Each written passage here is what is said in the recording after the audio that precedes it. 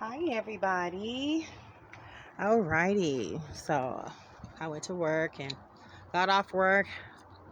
Hubby went on and fixed my bulbs again. Remember, they were busted out from the windstorm that we had.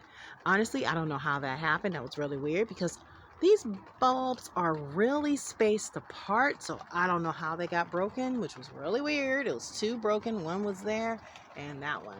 So now he has fixed that. Now I got my lighting back in here. It's lovely. As you can hear, it's raining. Listen to that beautiful sound. But in the meantime, I'm about to cover up my babies for the night. It's going to be 43 tonight, but I'm still going to cover them up as it's still kind of chilly. And we're going to have room for more. So you guys stay tuned. Oh, I can see you again. Oh my goodness. Thank you, baby. Love you, Rodrick, for making this for me happen. Ah.